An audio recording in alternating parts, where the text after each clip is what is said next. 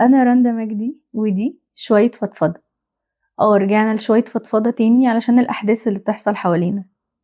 المتحف المصري.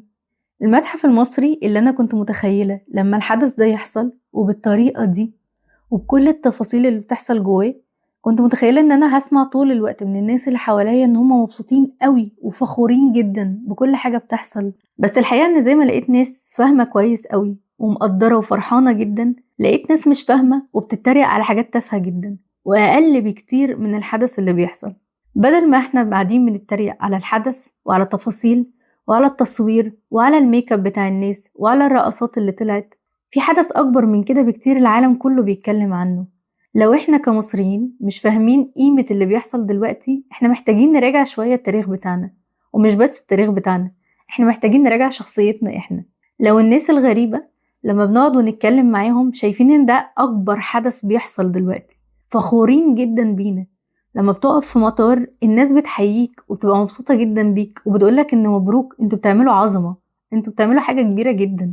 ولما ترجع هنا مصر تلاقي ان الناس عمالة تتريق ومش فاهمة ولا مبسوطة ولا فرحانة، لا وكمان بتتريق على حاجات عبيطة جدا.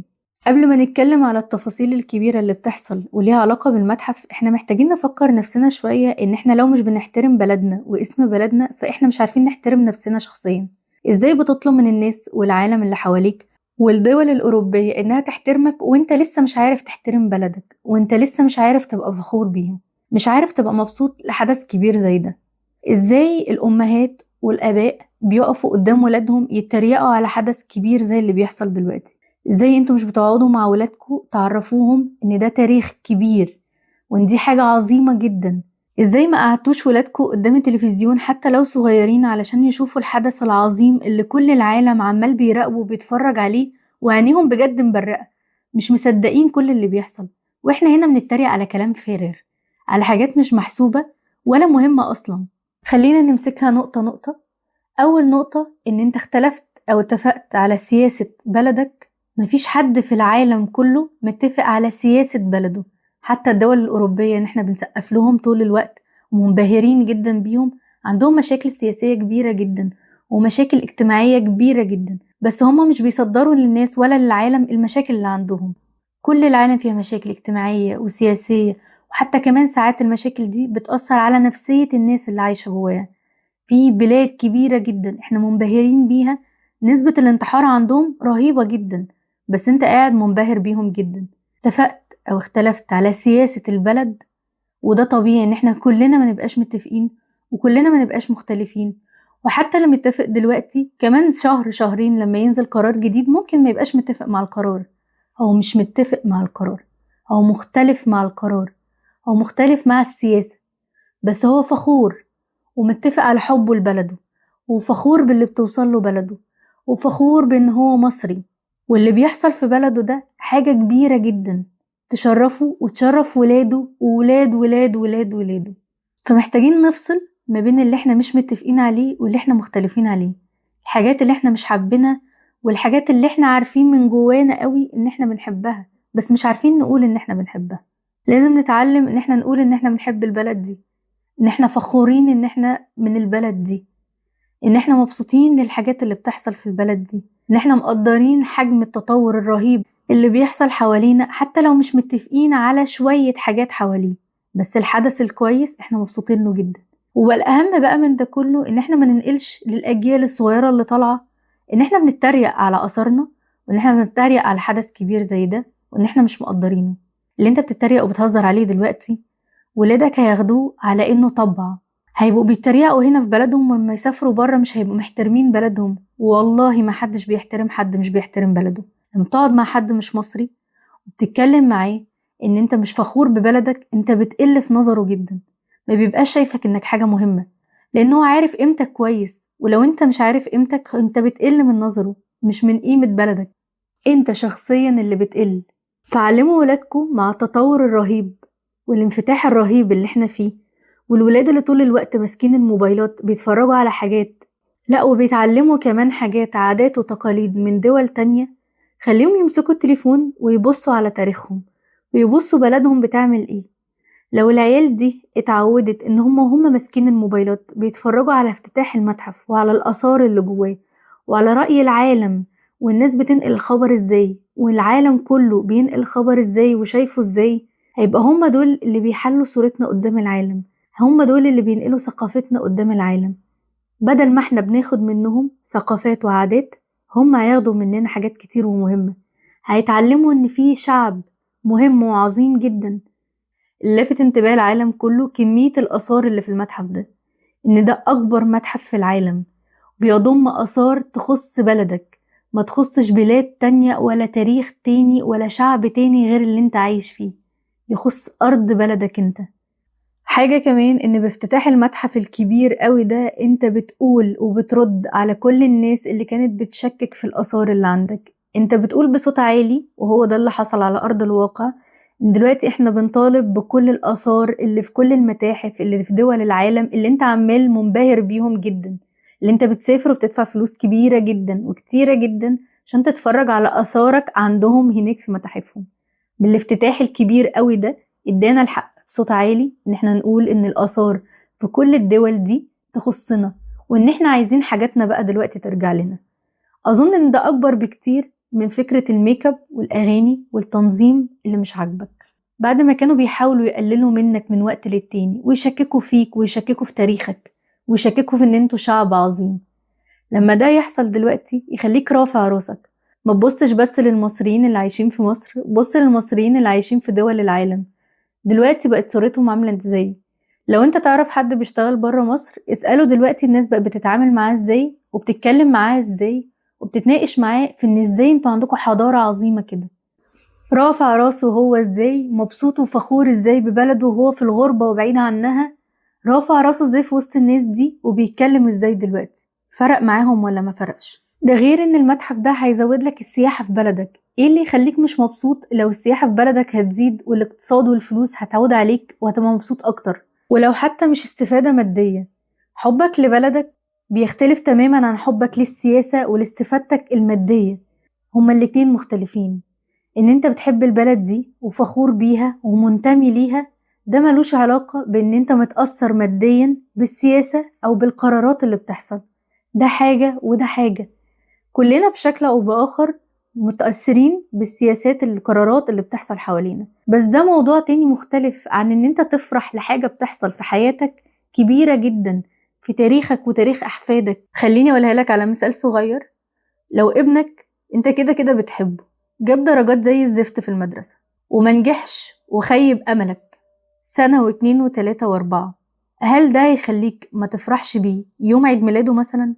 مش هيخليك تفرح بيه لو قال حاجة لذيذة ولطيفة قدامك؟ مش هيخليك لو جه طبطب عليك وحضنك هتاخده انت كمان بالحضن وتبقى مش عايز تخرجه من حضنك أصلا؟ هو ده نفس الحب. حبك لبلدك ده أول حب المفروض إنك تزرعه ما بينك وما بين ولادك، عشان ولادك ما يطلعوش ما عندهمش انتماء لبلدهم. أنا بشوف ولاد مش حابين أصلا البلد من وهم صغيرين جدا، ودي مش أفكارهم هم، ده البيت. دلوقتي انت عندك فرصة إنك تحبب ولادك في بلدهم، مش علشان يفضلوا قاعدين فيها ويشتغلوا ويشقوا ويتعبوا وهم بياخدوا ملاليم، لا خالص. حتى لو قرروا إن هم يعيشوا برا ويسافروا ويشتغلوا برا ويكبروا برا، بس على الأقل هيبقى ولادك عايشين بكرامة. في فرق كبير قوي ما بين الناس اللي بتخرج من بلدها هربانة ولما بتشتغل بتبقى كرامتها في الأرض. ما بيعرفوش يصونوا نفسهم لأن هم هربانين ومصغرين نفسهم ومصغرين بلدهم، فبالتالي البلاد دي بتتعامل معاهم بنفس الطريقة.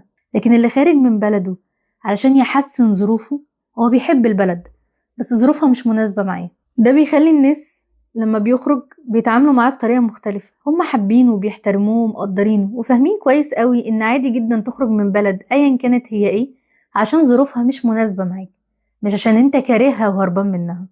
افتتاح المتحف ده كان فيه شوية رسائل كتير جدا بتخص ناس كتير جدا. رد اعتبارك قدام الدول كلها، رد اعتبار تاريخك وأجدادك وسمعتك ما بين الدول إن الآثار دي ما كانتش الآثار بتاعتك، خلاك تقول بصوت عالي إن دي بتاعتنا، لأ وبنطالب كمان الناس اللي سرقة مننا حاجاتنا إن هم يرجعوها تاني.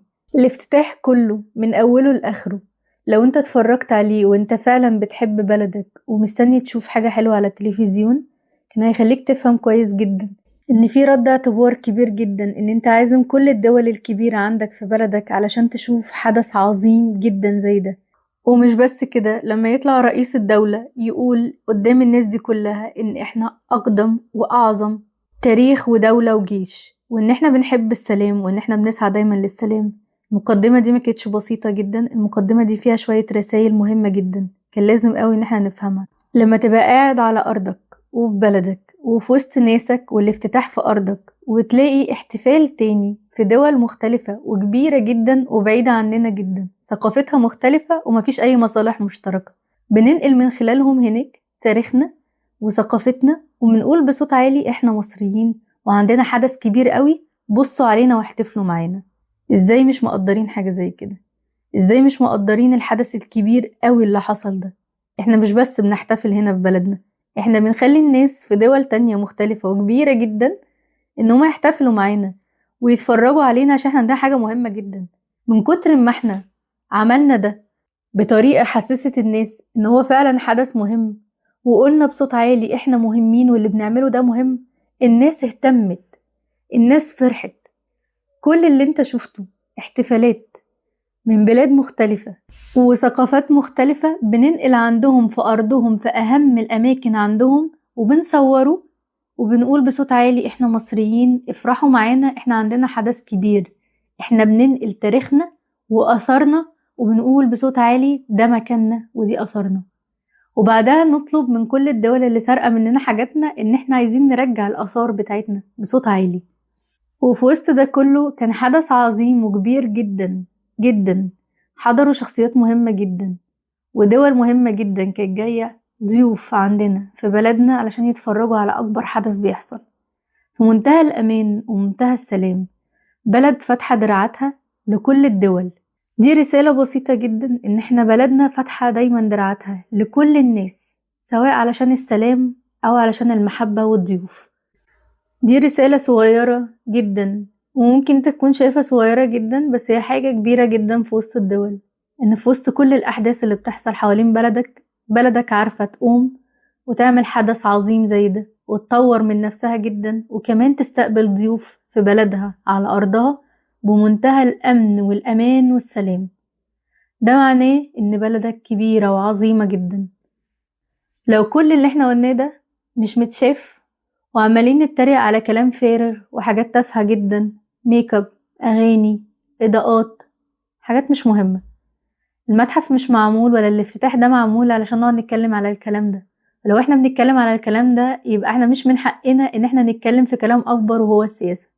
لو انت مش فاهم الحاجات اللي بتحصل حواليك ومديها قيمتها، ما تتكلمش في اي حاجة وخلاص. البلد دي هتفضل عظيمة وهتفضل كبيرة، وهنفضل نتبسط لها ونفرح لها كل ما بيحصل فيها حدث صغير أو كبير. بنفرح كأنها حتة مننا، كأنها حد من أهلنا بنحبه وبيعمل حاجة حلوة أو بيكبر في حاجة، احنا بنفرح ونبقى فخورين بيها جدا. كل الناس اللي حوالينا اللي احنا بنحبهم واللي احنا قريبين منهم جدا واللي هم عزاز على قلبنا جدا، ساعات في تصرفات كبيرة قوي بتزعلنا منهم، ويمكن كمان في شخصيات بتحس ان انت فقدت الأمل فيها او عندك خيبة امل فيها في تصرفاتها وفي قراراتها، بس ستيل انت بتحب الناس دي. ولو عملوا ايه، اقل حاجة صغيرة هما بيعملوها، انت بتتبسط جدا وبتفرح جدا وبتبقى فخور بيها جدا. ده لازم يكون نفس احساسك لبلدك، مش علشان انت بس هنا، بس علشان شكلك وشخصيتك ومكانتك في وسط الدنيا دي كلها. حتى لو انت مش هتكمل في البلد دي ومقرر ان انت ما تعيش فيها او انت ما تشتغلش فيها، فكرة ان انت تبقى مقدر تراب البلد ده هيخلي قيمتك عالية جدا في وسط الناس اللي هتشتغل في وسطهم لما تسافر بره. لما تطلع بره وتبقى عارف قيمتك، انت جاي منين وخارج من اني بلد ومن اني تاريخ، بس الظروف مش مناسبة معاك دلوقتي، ده بيخلي الناس تقدرك وتحترمك جدا. احترامك لنفسك بيجي من احترامك لبلدك، بيجي من احترامك لشخصيتك، ومتسمحش لأي حد انه يتريق او يقلل منهم، لان الناس دي والله شايفيننا غير ما احنا شايفين نفسنا خالص. شايفين الافتتاح وشايفين الحدث اللي بيحصل ده حاجة كبيرة جدا في وسط ما في مصريين لسه بيتريقوا على المزيكا وعلى الميك اب كمان.